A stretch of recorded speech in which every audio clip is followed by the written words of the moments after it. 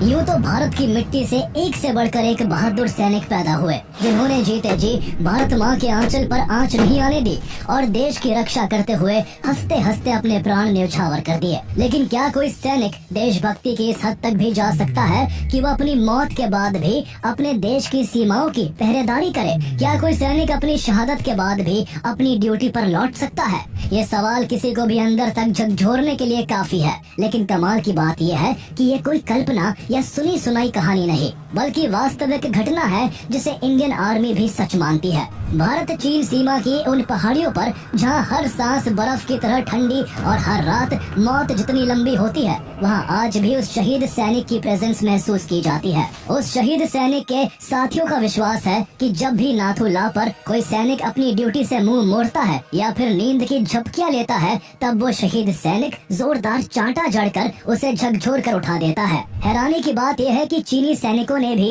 India China border पर उनकी presence को कंफर्म किया है। ये कहानी है भारत के लेजेंडरी सोल्जर बाबा हरभजन सिंह की, जो मौत के बाद भी अपनी ड्यूटी निभाते रहे। और हैरानी की बात ये है कि इसके लिए उन्हें सैलरी भी दी जाती रही। उन्हें हर साल 2 महीने की छुट्टियां भी दी जाती और यहाँ तक कि प्रमोशन देकर उन्हें सिपाही से कैप्टन बना दिया गया। आर्मी के नियमों के मुताबिक करीब 38 साल की ड्यूटी के बाद उन्हें साल 2006 में एक जीवित सोल्जर की तरह रिटायरमेंट भी दिया गया। बाबा हरभजन सिंह का जन्म 30 अगस्त 1946 को पंजाब के सरदारपुरा गांव में एक साधारण किसान परिवार में हुआ था। 1947 में पार्टीशन के बाद सरदारपुरा पाकिस्तान का हिस्सा बन गया, इसलिए हरभजन सिंह का परिवार भारत आ गया और भारत के पंजाब राज्य के कपूरथला में आकर बस गया। उनकी अपब्रिंगिंग ग्रामीण ट्रेडिशंस के बीच हुई, जहां हार्ड वर्क, ऑनेस्टी और डिसिप्लिन हर घर की पहचान थी। उन्होंने अपनी प्राइमरी एजुकेशन अपने गांव के ही एक स्कूल से पूरी की और फिर आगे की पढ़ाई के लिए उनका एडमिशन डीएवी हाई स्कूल में करवा दिया गया, जहां से मार्च 1965 में उन्होंने 10वीं की परीक्षा पास की। वो बिल्कुल साधारण परिवार से आए थे, लेकिन बचपन से ही उनके दिल में गहरी देशभक्ति की भावना थी। यही वो कारण था कि 10वीं परीक्षा पास करने के तुरंत बाद वो आर्मी की भर्तियों में जाने लगे और अपनी काबिलियत के दम पर उसी साल इंडियन आर्मी में शामिल हो गए। 30 जून 1965 को उन्हें कमीशन मिला और सिपाही के तौर पर उन्हें 14 राजपुताना राइफल्स में शामिल कर लिया गया। उस दौरान भारत और पाकिस्तान के बीच भयंकर युद्ध छिड़ा हुआ था और कहा जाता है कि उन्होंने उम्र कम होने के बावजूद इस युद्ध में वीरता दिखाते हुए दुश्मनों के दांत खट्टे कर दिए थे। उनकी बहादुरी को देखते हुए उनका ट्रांसफर 23rd पंजाब रेजिमेंट में कर दिया गया, जो सिक्किम में भारत चीन के सीमा पर रहकर देश की सुरक्षा करती थी। हरभजन सिंह को नाथू ला पास पर पोस्टिंग मिली, जो इंडिया और तिब्बत को जोड़ने वाला एक रिमोट और स्ट्रेटेजिकली वाइटल पॉइंट है। 1962 के सीनो इंडियन वॉर के बाद बॉर्डर पर सिचुएशन टेंस बनी रहती थी, इसलिए यहाँ तैनात सोल्जर्स को हर वक्त चाइनीज इंट्रूशन की संभावना की वजह से अलर्ट रहना पड़ता था। नाथू ला की खतरनाक चट्टानें, बर्फीले तूफान, ठंडी हवाएं और कम ऑक्सीजन हर दिन यहाँ तैनात सैनिकों की सहन शक्ति को टेस्ट करती थी। इतने मुश्किल हालात में यहाँ हरभजन सिंह को अपने साथियों के साथ काम चलाऊ बंकर्स में रहना पड़ता था। हरभजन सिंह के कंधों पर रिमोट आउटपोस्ट पर तैनात अपने साथियों तक फूड और एम्यूनिशन सप्लाई पहुंचाने की भी जिम्मेदारी थी। उन्हें ये सामान खच्चरों पर लाद कर भयानक ठंड में बर्फीले रास्तों पर कई किलोमीटर की यात्रा करके ले जाना पड़ता। बेशक परिस्थितियां बहुत ही खतरनाक थी, लेकिन वो अपनी ड्यूटी को पूरे डेडिकेशन के साथ निभाते। नाथू ला की जिंदगी करेज मांगती थी और हरभजन सिंह ने हर टास्क में इसे साबित करके दिखाया। यही वजह थी कि उनकी डेडिकेशन और सिंसेरिटी के चलते उनके साथी सिपाही और कमांडिंग ऑफिसर्स उनकी काफी इज्जत करते थे। लेकिन 4 अक्टूबर 1968 को उनकी जिंदगी में एक ऐसा भूचाल आने वाला था जिसकी कल्पना किसी ने बुरे सपने में भी नहीं की होगी। 4 अक्टूबर 1968 को हरभजन सिंह कई खच्चरों पर सामान लादकर बटालियन हेडक्वार्टर टेकुला से डेंगचुकला की ओर निकले। उस दौरान सिक्किम और वेस्ट बंगाल का नॉर्थ का इलाका लगातार हो रही भारी बारिश के कारण लैंडस्लाइड और फ्लड जैसे नेचुरल डिजास्टर से जूझ रहा था और इसने वहां की हजारों जिंदगियां निगल ली थी। रास्ता बर्फीला और काफी फिसलन भरा था, इसलिए हरभजन सिंह बहुत संभल कर चल रहे थे। लेकिन तभी अचानक उनका पैर फिसल गया और वो एक तेज धारा वाली नदी में जा गिरे। नदी के तेज बहाव के कारण वो काफी दूर तक बहते चले गए। चूँकि वो उस वक्त अकेले थे, इसलिए किसी को भी उनके साथ हुए हादसे का पता नहीं चल सका। जब देर रात तक भी हरभजन सिंह देंगचूकला नहीं पहुंचे तो उनके साथी सिपाहियों को किसी अनहोनी की आशंका होने लगी। उन्होंने इसकी खबर अपने हायर रैंक के अधिकारियों को दी।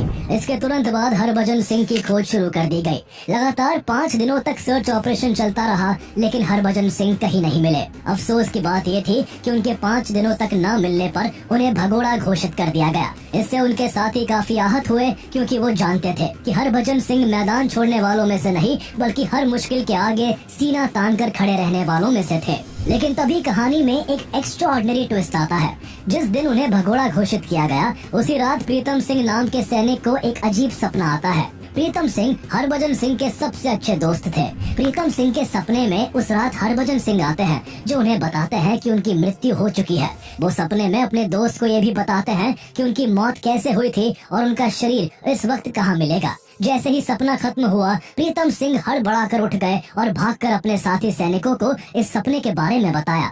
उनकी कहानी सुनकर हर कोई हैरान था। जहाँ कुछ सैनिक उसे बस प्रीतम सिंह के मन का वहम बताकर उनका मजाक उड़ाते हैं, तो वही कुछ सैनिक ऐसे भी थे जिन्हें ये सपना सच लगता है। वो फैसला करते हैं कि सपने में हरभजन सिंह ने जिस जगह पर अपनी बॉडी को बताया था, वो वहाँ जाकर देखेंगे। अगले दिन कुछ सैनिक सपने में हरभजन सिंह द्वारा बताई गई लोकेशन पर उन्हें खोजने के लिए पहुँच गए। वो अभी कुछ ही मीटर सर्च कर पाए थे कि तभी उन्होंने जो देखा, उसे देख उनकी आंखें खुली की खुली रह गई। उन्होंने देखा कि वही पास में हरभजन सिंह की बॉडी पड़ी हुई है। जिस काम को सेना 5 दिन की खोज के बाद भी नहीं कर पाई थी, वो महज एक सपने की बदौलत कुछ ही मिनटों में हो गया था। ये देखकर वहाँ मौजूद हर सैनिक हैरान था। कुछ सैनिकों को काफी शर्मिंदगी भी महसूस हुई, क्योंकि हरभजन सिंह को पहले कायर समझकर भगोड़ा घोषित कर दिया गया था। लेकिन इसके बाद सेना ने अपनी गलती सुधारी और हरभजन सिंह को शहीद घोषित कर पूरे सैन्य सम्मान के साथ उनका अंतिम संस्कार किया गया। इतना ही नहीं, उन्हें इंडिया के 2nd highest bravery honour Mahavir चक्र से भी सम्मानित किया गया। लेकिन कहानी में अभी एक रोमांचक मोड़ आना बाकी था। हरभजन सिंह अपनी मौत के बाद भी कुछ ऐसा करने वाले थे जिससे भारतीय सेना की काफी मदद और चाइनीज सैनिकों की भारी आफत होने वाली थी। कुछ दिन तक तो हर रोज की तरह सब कुछ नॉर्मल रहा, लेकिन कुछ दिन बाद नाथू ला पर स्टेशन सोल्जर्स को रात में अक्सर स्ट्रेंज ड्रीम्स आने लगते हैं। उनके सपने में हरभजन सिंह आते हैं, जो उन्हें आने वाले खतरों से आगाह करते हैं और दुश्मन की मूवमेंट्स के बारे में भी बताते हैं। कई सैनिकों ने तो यहाँ तक कहा कि हरभजन सिंह ने उन्हें सपने में कहा है कि मेरा शरीर भले ही खत्म हो गया है, लेकिन मेरी आत्मा ऑन ड्यूटी रहेगी। मेरे लिए यहाँ एक मंदिर बना देना, जहाँ से मैं अपने देश की सेवा करता रहूंगा। शुरुआत में ऑफिसर्स ने इसे लाइटली लिया, लेकिन धीरे धीरे जब ये घटनाएं बढ़ने लगी और कई बार ऑन ड्यूटी सिपाहियों ने उनकी मौजूदगी को महसूस किया, तो सभी हैरान रह गए। जब भी कोई किसी घटना का शिकार होने वाला होता, तो पहले ही किसी अनदेखी आवाज से रुक जाता। ऐसे में साथी सैनिकों को एहसास होने लगा कि हरभजन सिंह एक अदृश्य पहरेदार बनकर उनके साथ है। जब इस तरह की बातें बढ़ने लगी, तो कुछ हाई रैंक ऑफिसर्स खुद इस मामले की जांच के लिए नाथुला पहुंचते हैं, लेकिन वो भी तब चौंक जाते हैं जब उन्हें खुद भी हरभजन सिंह की मौजूदगी का अनुभव होता है। धीरे धीरे साथी सैनिकों का विश्वास और मजबूत हो गया कि हरभजन सिंह अपनी मौत के बाद भी उनके साथ ड्यूटी कर रहे हैं। उनकी प्रेजेंस भले ही फिजिकल रूप में अनसीन थी, लेकिन ट्रूप्स के लिए उनके होने भर का एहसास ही उनका हौसला बन गया। इसके बाद सैनिकों के बीच उनके स्पिरिट के सुपर नेचुरल एक्ट्स की स्टोरीज फैलने लगी। कुछ ने कहा कि उन्होंने उन्हें ट्रेचरस माउंटेन पासेस पर रात में पेट्रोलिंग करते हुए देखा है, तो दूसरों ने नोटिस किया कि उनके नाम पर रखी वाटर बॉटल्स मिस्टीरियसली सुबह तक खाली हो जाती है, जैसे कि उन्होंने ड्यूटी से आने के बाद इन्हें पिया हो। बहुत से सैनिकों ने माना कि हरभजन सिंह ने उनको एम्बुशेस, एक्सीडेंट्स और नेचुरल डिजास्टर से प्रोटेक्ट किया है। सिर्फ सैनिक ही नहीं, वहाँ आसपास के लोकल्स को भी एक अदृश्य आत्मा के होने का एहसास होता है। इसके बाद उन्हें देवता का दर्जा देकर बाबा हरभजन सिंह कहा जाने लगा। उनकी रेजिमेंट ने नाथुला से कुछ किलोमीटर की दूरी पर बाबा हरभजन सिंह का एक श्राइन बना दिया। इस श्राइन को एक सोल्जर के रूम जैसा मेंटेन किया गया। यहाँ रोज बाबा हरभजन सिंह के लिए उनके साथी सैनिक प्रेस यूनिफॉर्म्स, पॉलिश्ड बूट्स रखते और उनके सोने के लिए बेड बनाया जाता। इतना ही नहीं, उन्हें खाना भी परोसा जाता। उनके बिस्तर के पास पानी की बोतल रखी जाती, ताकि उन्हें प्यास लगे तो पीने के लिए पानी मौजूद रहे। साथी सैनिक अपनी ड्यूटी शुरू करने से पहले उन्हें सल्यूट करते। ऐसा लगता था कि बाबा हरभजन सिंह सच में उनके साथ रहते हैं और जीवित है। इंडियन आर्मी ने न केवल उनकी मौजूदगी को माना बल्कि आर्मी ने बाबा हरभजन सिंह की ऑन ड्यूटी को ऑफिशियली भी रिकॉग्नाइज किया। ये इतिहास में पहली बार था जब किसी सैनिक को मरने के बाद भी एक्टिव सोल्जर माना गया। उनके लॉकर, यूनिफॉर्म और पर्सनल बिलोंगिंग्स को वैसे ही प्रिजर्व किया गया जैसे किसी जिंदा सैनिक के लिए किया जाता है। कई बार ऐसा हुआ कि जब सुबह सैनिक उनके श्राइन में दाखिल हुए तो देखा कि चादर पर सिलवटें थी जैसे कोई अभी अभी सोने के बाद उठा हो। बिस्तर के पास रखे जूतों पर मिट्टी के निशान मिले जैसे बाबा हरभजन सिंह ने रात में पहरा दिया हो। मौत के बाद भी वो न केवल खुद सीमा पर देश के लिए पहरेदारी कर रहे थे बल्कि वो अपने साथी सैनिकों को ड्यूटी के टाइम अलर्ट रहने का पाठ भी पढ़ाते हैं। अगर किसी जवान को ड्यूटी करते हुए झपकी आती तो उन्हें एक जोरदार थप्पड़ पड़ता। नाथूला पर पोस्टेड कोई भी सैनिक अगर ड्यूटी के दौरान लापरवाही बरतता तो बाबा हरभजन सिंह उसे झकझोर कर उठा देते थे। सैनिकों के लिए उनकी मौजूदगी एक प्रेरणा बन गई। उन्हें लगता कि जब एक सैनिक मरने के बाद भी अपनी ड्यूटी निभा रहा है तो उसे जिंदा रहते हुए ऐसा करने में जरा भी लापरवाही नहीं करनी चाहिए।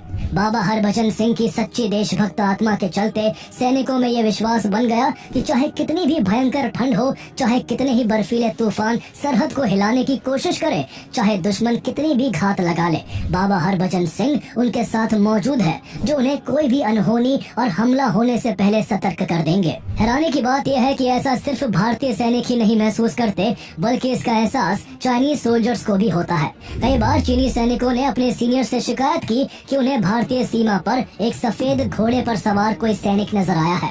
कहा जाता है कि जब भी कोई चीनी सैनिक भारतीय सीमा में घुसपैठ करने की कोशिश करता तो बाबा सफेद घोड़े पर सवार होकर उसका रास्ता रोक लेते। चीनी सैन्य अधिकारियों ने एक बार भारतीय अधिकारियों को पत्र लिखकर कहा, अपने उस सफेद घोड़े वाले सिपाही को वापस बुला लो। लेकिन भारतीय अधिकारी जानते थे कि वो किसी इंसान को नहीं बल्कि एक आत्मा को देख रहे हैं और उसे रोक पाना किसी के लिए संभव नहीं है। आलम ये हो गया कि जब भी भारत और चीन के बीच कोई फ्लैग मीटिंग होती, भारतीय सैन्य अधिकारी सम्मान और विश्वास के प्रतीक के रूप में बाबा हरभजन सिंह के लिए एक खाली कुर्सी छोड़ देते। ऐसा लगता जैसे बाबा भी वहाँ मौजूद है और संकेतों के जरिए उन्हें अपने वैल्यूएबल टिप्स दे रहे हैं। भारतीय सेना ने बाबा हरभजन सिंह को न केवल ऑन ड्यूटी सोल्जर माना बल्कि उन्हें बाकी सैनिकों की तरह बाकायदा सैलरी और प्रमोशन भी दिया जाता रहा।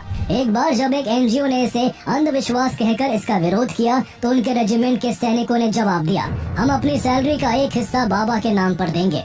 इतना ही नहीं, इंडियन आर्मी ने उन्हें छुट्टियां देने की भी अरेंजमेंट की।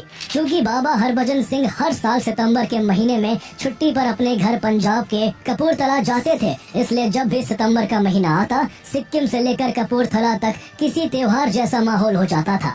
यही वो समय होता जब बाबा हरभजन सिंह को सेना से 2 महीने की छुट्टी दी जाती।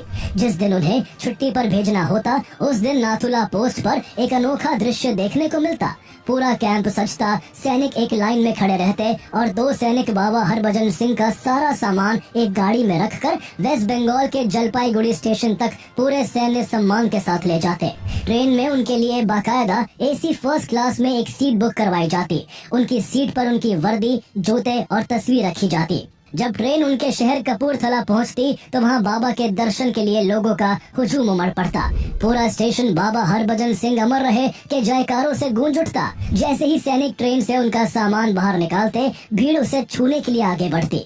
बाबा हरभजन सिंह की मां के लिए 15 सितंबर का दिन किसी सपने जैसा होता। वो उस दिन सुबह से ही अपने बेटे की तस्वीर के सामने बैठ जाती, बाबा हरभजन सिंह के लिए कपड़े सजाती और उनके कमरे को वैसे ही तैयार करती जैसे वो उनके जीवित रहते किया करती थी। 2 सेना के जवान उस दिन बाबा हरभजन सिंह का सामान उनके घर दे जाते और ऐसा माना जाता कि वो छुट्टियों के लिए वापस घर आ गए हैं। इसके बाद उनके घर में रौनक लौट आती। वहाँ लंगर लगाया जाता, लोग उनके दर्शन के लिए आते और पूरा गांव भक्ति में डूब जाता। लेकिन जिस दिन बाबा वापस ड्यूटी पर जाते, उनके घर के साथ साथ पूरा गांव सूना पड़ जाता। 15 नवंबर का दिन बाबा के वापस ड्यूटी पर लौटने का दिन होता। उस दिन 2 सैनिक उनके घर पहुंचते, कमरे से उनका सामान लेते और ट्रेन से उन्हें वापस ले जाते। जब जब बाबा हरभजन सिंह को छुट्टी पर भेजा जाता, सेना को विशेष रूप से अलर्ट कर दिया जाता और चौकसी बढ़ानी पड़ती। कई बार इंडिया चाइना के बीच जब बॉर्डर पर टेंशन बढ़ जाती तो उनकी छुट्टियों को कैंसिल भी कर दिया जाता। बाबा हरभजन सिंह की लेजेंड सिर्फ नाथुला के रोजमर्रा के रूटीन्स तक सीमित नहीं रही, ये मिलिट्री ऑपरेशंस और वॉर टाइम विजिलेंस तक फैल गई। चीनियों के साथ कई झड़प के दौरान बाबा हरभजन सिंह की ब्लेसिंग्स की स्टोरीज उनके रेजिमेंट में फैलने लगी। कई सोल्जर्स ने माना कि बाबा ने कई बार क्रिटिकल क्रिटिकल सिचुएशंस में उन्हें अलर्ट किया। बाबा हरभजन सिंह की मौत के बाद भी उनके परिवार को उनकी सैलरी दी जाती रही और उन्हें प्रमोशन भी मिलते रहे।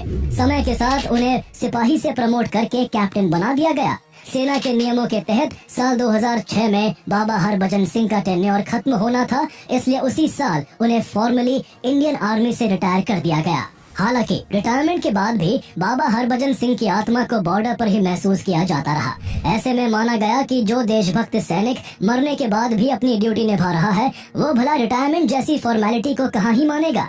इसलिए उनके ऑफिशियल रिटायरमेंट के बाद भी उनकी सर्विस बदस्तूर जारी रही। उन्हें हर बार की तरह छुट्टियों पर भी भेजा जाता रहा। 2017 तक इंडियन आर्मी उन्हें पहले की तरह ही ट्रेन में सीट बुक करवाकर उनके घर भेजती रही। लेकिन 2017 में कुछ लोग इंडियन आर्मी पर अंधविश्वास फैलाने का आरोप लगाकर कोर्ट चले गए। इसके बाद बाबा को उनके घर भेजने का सिलसिला थम गया। माना जाता है कि बाबा हरभजन सिंह अब बिना किसी छुट्टी के 12 के 12 महीने नाथुला में ही ड्यूटी करते हैं। नाथुला में आज भी उनकी अखंड ज्योति जलती है। समय के साथ उनकी आस्था का दायरा सैनिकों से आगे बढ़कर आम लोगों तक भी पहुंचा। शुरू में जहां उनका मंदिर एक छोटे से बैरक में था, वहां एक भव्य मंदिर बना दिया गया, जहां 3 सैनिक बाबा के लिए उनके कपड़े, जूते, खाने का सामान, पानी की बोतल और उनका बेड तैयार करते हैं। बाद में डोकलाम से सिर्फ 4 किलोमीटर की दूरी पर बाबा हरभजन सिंह का एक और मंदिर बनाया गया, जिसे आज लोग न्यू बाबा मंदिर के नाम से जानते हैं। मंदिर के मुख्य कक्ष में बाबा हरभजन सिंह की पीतल की मूर्ति और उनकी युवावस्था की बड़ी तस्वीरें लगी है। जब उनकी मृत्यु हुई थी तब उनकी उम्र महज 22 साल थी। न्यू बाबा मंदिर चीन की सीमा से इतना करीब होने के बावजूद यहाँ दिन भर सैनिक और नागरिक बाबा के मंदिर में दर्शन के लिए आते रहते हैं। श्रद्धालु यहाँ प्रार्थना करते हैं और अपनी मनोकामनाएं व्यक्त करते हैं। मंदिर में रखी कॉपियों में लोग अपनी मन्नतें लिखते हैं और मानते हैं कि जब बाबा अपनी ड्यूटी पूरी करके लौटेंगे तो उसे पढ़कर उनकी हर इच्छा पूरी करेंगे। बाबा हरभजन सिंह के प्रति श्रद्धा और विश्वास का अंदाजा इसी बात से लगाया जा सकता है कि भारतीय सैनिक गैंगटॉक बेस से ड्यूटी पर जाते समय बाबा के मंदिर जाकर उनका आशीर्वाद लेना अपनी परंपरा मानते हैं। एक बार बाबा हरभजन सिंह के भाई रतन सिंह के मन में बाबा के घर में रहने को लेकर डाउट पैदा हो गया था। कहा जाता है कि इसके बाद बाबा हरभजन सिंह ने उनके सामने आकर उनका डाउट क्लियर किया। एक न्यूज चैनल से बात करते हुए रतन सिंह ने बताया कि जब वो एक खाट पर सोए हुए थे तो किसी ने उनके ऊपर चादर उड़ा दी। वो हैरान होकर उठ गए। तभी उनके सामने बाबा हरभजन सिंह प्रकट हो गए और बोले, मैं तुम्हारा भाई हूँ, डरने की कोई जरूरत नहीं है। इसके बाद रतन सिंह ने अपनी माँ की मौत के बाद घर के एक हिस्से में बाबा हरभजन सिंह का मंदिर बना दिया। आज भी उनके कमरे में उनका सारा सैन्य साजो सामान और उनकी एक तस्वीर रखी जाती है। गांव के लोग बताते हैं कि जब भी उनके गांव का कोई सैनिक सिक्किम या बॉर्डर एरिया से लौटता है तो गांव में प्रवेश करने से पहले बाबा के गेट पर रुककर प्रणाम करता है। बाबा की श्रद्धा, आस्था और अनुशासन आज भी वैसे ही कायम है। नाथुला पर तैनात सैनिकों का आज भी ये विश्वास है कि रिटायर कैप्टन बाबा हरभजन सिंह की अनंत आत्मा चीन के किसी भी हमले से 3 दिन पहले भारतीय सेना को चेतावनी दे देती है। कहा जाता है कि बाबा हरभजन सिंह जेले पास से लेकर नाथुला पास तक की